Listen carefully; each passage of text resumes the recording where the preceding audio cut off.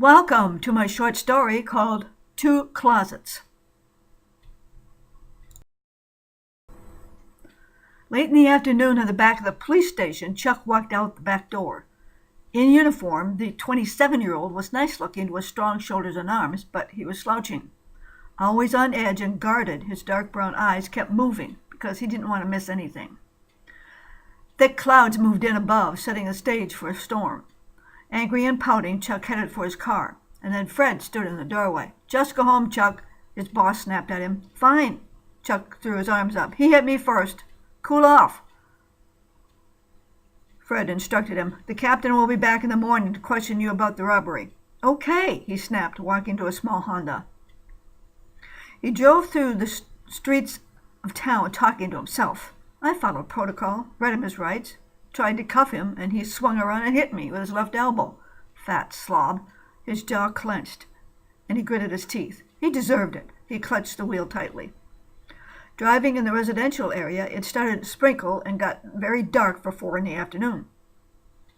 Turning a corner, he saw Ellen, an old lady, frail but agile, struggling to keep her purse from a robber. The robber pulled out a gun, which startled and frightened her. She gasped. He shoved her down, pointing the gun at her. Stopping quickly, Chuck jumped out of his car, running towards them. He pulled out his gun. "Stop or I'll shoot," he insisted. He steadied the gun in his 2 hands. Startled, the robber turned to Chuck, then yanked the purse away from Ellen and ran. As he turned, he tripped over Ellen, kicking her in the leg, and stumbling, he ran off. Chuck looked down at the small woman in her 60s. He started to chase after the robber, and it started to rain harder. "No, don't," Ellen yelled at Chuck. "Never mind, it's okay." Sitting on the sidewalk, she felt her sore leg. Puzzled, Chuck looked down at her. "Really," she insisted, "there's nothing in my purse. Just some fudge and a few dollars in change." She smiled up at the nice-looking young man. "What's the matter with you?" Irritated, Chuck snapped at her. "What are you doing out here now in the rain, alone?" "I'm okay," her light brown eyes caught his attention. "I was just visiting a friend. We exchanged recipes and food. We only live a few blocks away from each other. I thought I could get home before it started raining." She noticed his irritation and how upset he was. "Are you sure you're all right?" He looked around. Then they heard the thunder getting closer. He holstered his gun. "Yeah?" She nodded, trying to get up, and her right leg was throbbing in pain. "I'll take you home," he told her. "It's only around the corner." Chuck picked her up in his arms, and leaning on his chest, Ellen felt his strong heart and his pain. His heart started to slow as he felt her warm, soothing body. He rushed her to his car and put her inside. He drove her on the block and pulled her to a driveway as she instructed. "Do you have your keys?" he asked, slipping his own keys in his pocket. She nodded. "I keep my keys in my pocket. Please, no guns in the house." She pulled the keys from her pocket, and blinking, Chuck sighed, agreeing with her request, and it started raining harder. He put the gun in the glove compartment and set the door to lock. He picked her up and rushed her to the door. He unlocked it and rushed inside, out of the pouring down rain, into the living room. "Can't wait to tell Melly about this. You saved my life, young man. What's your name?" "Chuck Belton, ma'am." He sat her down on the sofa. "Ellen Ferris, I'd like to repay you." "It's okay, ma'am." He shook his head, looking around the quaint, cozy home. Ellen got up and went in the bathroom. She got a couple towels and gave one to Chuck. Soaked, they wiped themselves off. "How long have you been a police officer? Would you like something to eat or drink?" But she didn't give him a chance to answer. "I still have some beer left, and from my card party last weekend." She went around the corner. "It's okay. I should go, ma'am." "Back on duty?" She was heard from the kitchen. Still looking around, he shook his head. "Off duty. Headed home." "You can at least stay until the storm is over." They heard the thunder and wind outside, and the lightning flashed nearby. The living room felt warm and comforting to Chuck as he tried to relax, as he slouched down in the chair. Ellen came around the corner with 2 beers and gave one to Chuck as she sat down. "How long have you been a police officer?" She drank her beer. 2.5 years. He took a big gulp of his beer. "How do you like it?" "You have a nice home. You live alone?" "Yes," she nodded. "My husband died many years ago, and my daughter 8 years ago. 2 grandchildren, but they're grown."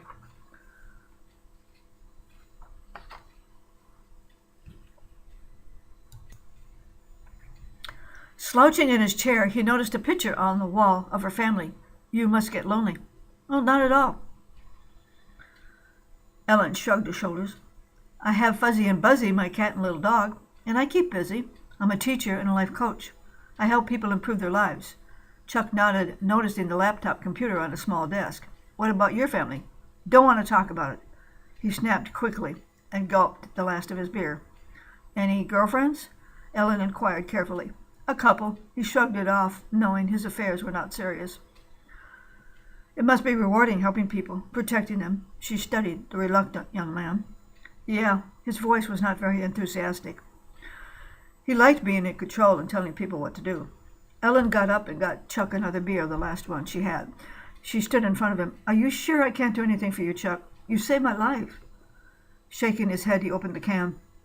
I can help you. Take your pain away. And Chuck choked on the beer and stared at her. Pain? What pain? When you picked me up, I felt it in your heart. You've been hanging onto it for a long time. You need to let it go. Chuck was ready to snap back at her, but noticed her warm, comforting eyes. He noticed a light aura around her. Really, there's nothing. Hiding it for so long, she interrupted him. What are you talking about? Puzzled, his thick brows furrowed. Can't you let it go? There isn't much time left. I don't know what you're talking about, Ellen. Okay, she shrugged, making light of it. Do you think you'll make policing a lifetime career? She shook her head in worry. The way people treat law enforcement these days is bad. And getting worse. Maybe you should reconsider your future. I don't know. He is hesitant. And she smiled easily and calmly. What would you like to be doing 10 years from now? What will your life be like? Best case scenario? Chuck was surprised with her wit and conversation. What would a perfect lifestyle be for you? A family? A career? She kept at him. Maybe a family, he replied, and his mind wandered back to his childhood when his father beat him, his sister and his mother. His marriage failed because he started beating his wife. Blinking, he tensed, wanting to forget, but he couldn't. A cottage in the country? With animals and kids? I love animals. Good with them, too. Chuck tried to hide his pain and breathed deeply. What will make you happy? Calmly, Ellen kept prodding and felt he needed to talk to someone. No more nightmares, he spoke softly to himself. I want to show you something. Ellen stood up and urged him to follow her. Around the corner and down a short hallway, there was a closet. Go ahead, open the door, she pointed to it. What is it, a closet? Chuck clutched the doorknob and opened it slowly and stared at Ellen, who appeared so strange to him. Who are you? A creator, she smiled at him. He opened it, expecting to find clothes. A full-length mirror appeared, showing himself as a confident, calm, erect, proud man. The reflection disappeared. Ellen had her eyes closed as she manifested the contents of the closet. As the mirror faded, it turned into a beautiful, majestic landscape. The colors and atmosphere were very vivid and vibrant and abundant with life. They appeared on the top of a hill and looked down in the valley, with a river meandering across the fields to the hills and mountains in the distance. Looking around, Chuck's eyes and mouth fell open in awe. It felt like it was outside. He could feel the breeze and the smell of flowers all over. Then he felt like he was flying over the valley towards a crystal city sitting at the base of the hills and the mountains in the distance. Everyone flies here, Ellen told him. Your future can be here. Shaking his head, Chuck thought he was dreaming. You like animals? He nodded.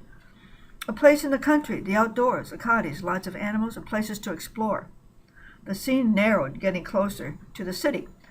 Chuck noticed people of all ages, races, and colors, along with some tall human aliens. They flew closer, seeing all the buildings were around. Music sounded throughout the city, and children sang. Everyone lives in harmony with their environment. Love, compassion, and cooperation is abundant here. Chuck shook his head and wiped his face, not believing it. He turned to her. What is going on here? Who are you? He noticed some dogs playing with some cats. His eye lighted up, remembering his only friend growing up was Butch, his golden retriever. They moved closer and landed near a 20-foot domed home. They took notice of the people smiling and enjoying themselves. There, Ellen pointed down the street. The Learning Center and the Healing Center. She pointed to two tall buildings. Everyone here is learning to evolve, reach their potential. Ellen turned around to the small domicile, sitting among some trees and gardens. Let's go inside. Ellen led the way inside and pointed out everything. That's the sleep cove. It was a circular bed with a wall around it. The bathroom with a sonic shower, she showed him. Then she stepped over to a built-in cabinet where a strange appliance sat on the counter. It looked like a microwave. This is your replicator. It will make anything you want. Any food, clothes, furniture, and accessories. A beer, he stared at it. Sure, if you want. A hunting rifle. He snapped quickly. No weapons. Helen shook her head calmly. Not necessary. She turned around to what looked like a television unit sitting on a built-in shelf. That's your communications unit. I like to hunt, Chuck insisted, staring at her. Deep down, he wanted to hunt his father and kill him. He was still around somewhere. Not necessary, Ellen assured him. You won't want to. Chuck tensed, wanting revenge. His childhood kept tormenting him. You'll have everything you need and help in serving the community. She kept smiling, which started to bother Chuck. There's faith, loyalty, desire, hope, sex, most of all, and most abundant, unconditional love. Chuck stared at her. Who are you? Where are we? I told you. This is a choice you have, and there isn't much time. They both flew backwards out the door and into Ellen's home in front of the closet. This way. Ellen led Chuck around into a small bedroom. Cat and dog ran out. She turned to the closet. Confused but curious, Chuck followed her. Go ahead, open it. Disgusted, he thought he should leave, but it intrigued him. He grabbed the knob and opened the door. Again, he saw himself in the mirror. His body was slouched, and his face was dark and full of pain, fear, and anger. Ellen closed her eyes, manifesting the scene of a small living room. A family surrounded a television set that was on a dresser. Two boys, 10 and 11, played on the floor and started fighting over the small toy soldiers. Then they started fighting with each other. The mother and the father sat on a sofa bed, staring at the television, paying no attention to their children. They glared at the television like they were in a trance. They were watching a newscast that delivered the worldwide news of wars in the Middle East. A pandemic spread like wildfire, killing thousands of people throughout North and South America. Earthquakes hit Africa and all the way to India. People rioted in the streets of Houston, Los Angeles, Washington, D.C., New York, London, and Rome, Beijing, Johannesburg. Advertisements also were broadcast during the news for medicines for disease, which really did not work. Riots broke out around the globe. Medicines and vaccines just made people sick and even killed them around the globe. The military and law enforcement fought each other. People lived and died in the streets, including children and old people. Propaganda, all of it, Ellen commented. All of it was staged for profit and power. This is a world of docile, scared sheep. You choose. This choice is easy because you don't have to do anything, she looked at Chuck. Continuing the broadcast, a man stepped forward with another man and a woman behind him. They preached that they would bring peace and harmony with a new world order. What is this? Blinking, Chuck became worried. This is what fear brings. People who are afraid are easily influenced and led. This isn't real. Chuck turned to Ellen. Isn't it? Because from fear comes anger, hate, jealousy, revenge, greed, which you know very well. Chuck was set back with that remark. This is real. He looked around himself. This may feel real, but is it true? But how can it be true if it's not working? What we see and hear here may not be true. There's more to it than this. There's a lot going on behind the scenes. Investigate, research it. Which door will you choose for your future? The television scene panned out, showing the entire small living unit with built-in bunk beds and small kitchenette. The scene pulled out further from outside the barred door, making it look like a prison cell. And even backing away even further showed a detention center with several long buildings. Time is short. You need to make a choice. Which one? Which door? Ellen watched him. Shaking his head, Chuck didn't know what to believe. Watching him, Ellen saw how conflicted he was. It's a game, a trick. You're trying to trick me. She shook her head easily. Of course I want the first one. Did I win a prize? His voice was sarcastic. Yes and no. Ellen cocked her head. There's only one thing standing in your way. He stared at her, waiting for the answer. Open your heart and forgive. You need to forgive anyone who hurt you. Only then can you forgive yourself and let go of your guilt. Let love in. And only then will you release your fear and anger. Staring at her, Chuck realized she hit the nail on the head. She was right. Memories raced through his mind back to his childhood when he tried to protect his mother and sister. His mother told him to run, and also said that it was too late for her and his sister. At 16, he felt he needed to help and protect them.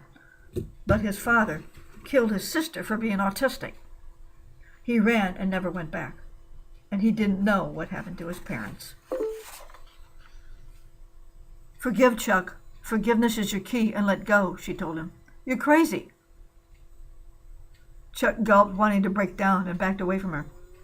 Look into it. Find your truth. You can have your peace and love. Ellen followed him into the living room and towards the door. The storm had stopped. Investigate the truth. Chuck ran out the door. Holding the door open, Ellen called to him. Investigate me too. You know I'm here. She just wanted to help him, but knew he had to do it himself. Sitting in his chair, Chuck stared out the window, wondering what happened. A real nutcase. She's crazy. Or is she right?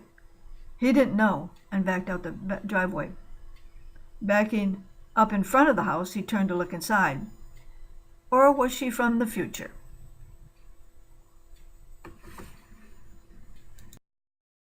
Remember, there's not much time. Thanks for listening, and come back soon.